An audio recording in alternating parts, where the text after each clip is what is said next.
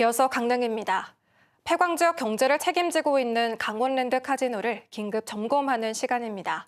오늘은 마지막 순서로 도박 산업이라는 부정적인 인식 속에 각종 규제로 인해 경쟁력을 잃어가고 있는 강원랜드의 현실을 짚어봅니다. 정창환 기자입니다. 한국 사회에서 카지노는 게임보다 도박의 이미지가 강합니다. 이 때문에 카지노는 사행산업으로 분류돼 과도한 확산 방지를 이유로 각종 규제를 받고 있습니다. 영업장소와 매출의 규모부터 출입 일수, 자격 제한 등 규제가 다양하고 엄격합니다.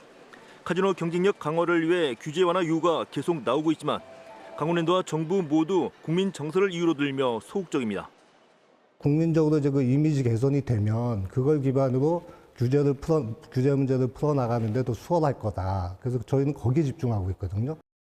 전문가들은 일본이나 동남아 국가들의 카지노 산업 육성 계획에 맞서려면 규제 완화는 시급한 과제라고 주장합니다.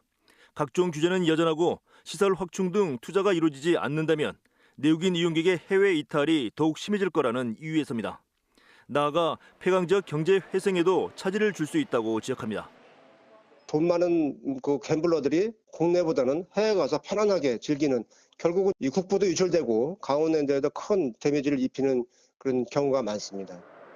지역에서는 정권이 바뀔 때마다 휘둘리는 강원랜드 경영진이 아닌 중앙정부를 상대할 수 있는 전문 경영인 도입을 요구합니다. 경영진이 다들 낙하살이고 임기가 2년, 3년밖에 안 되다 보니까 강 건너 불 보듯이 내일이 아닌 것처럼 너무 안일하게 대응하는 것이 아니냐. 전문가들은 정부가 내국인 카지노를 관광산업이 아닌 도박산업으로 보는 한 강원랜드의 장래는 어둡다고 전망합니다. KBS 뉴스 정창환입니다. 강릉과 정선에서 벌목 작업 도중 사고로 2명이 숨졌습니다. 오늘 오전 8시 반쯤 강릉 경포동의 한 골프장에서 산불 피해목 제거 작업에 투입된 71살 A씨가 나무에 깔려 숨졌습니다. 앞서 오전 8시쯤에는 정선군 사부급 사북리의 한 사유림에서 66살 B씨가 전기톱으로 벌목 작업을 하다 잣나무에 깔려 병원으로 옮겨졌지만 숨졌습니다. 경찰은 동료 작업자들의 진술 등을 토대로 정확한 사망 원인 등을 조사하고 있습니다. 진실 화해를 위한 과거사 정리위원회는 불법 수사로 납북 귀환 어부 160명이 피해를 입었다며 국가가 나서 이에 대한 사과와 명예회복을 위한 조치를 해야 한다고 권고했습니다.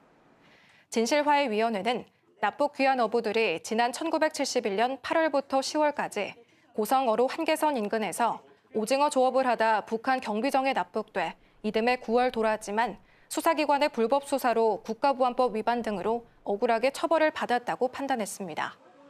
또 간첩이라는 의혹 속에 본인과 가족이 수년에서 수십 년 동안 사법기관으로부터 감시와 사찰을 받았고 취업과 거주 이전의 제한을 받았다고 설명했습니다. 강원도 광역치매센터와 강원도 내 17개 시군 치매안심센터가 오늘 강릉에서 2023 치매 안심 가족사랑 큰 잔치를 열었습니다. 코로나19 확산 이후 4년 만에 열리는 이번 행사에는 강원도 내 치매 환자와 가족 등 270여 명이 모여 소원나무 만들기와 인지활동 프로그램, 초청 가수 공연 등을 즐기며 정서적 지원과 가족 간 관계 개선을 도모했습니다. 현재 강원도 내 65세 이상 추정 치매 환자 수는 모두 3만 7천여 명으로 65세 이상 추정 치매 유병률은 11.09%에 이릅니다.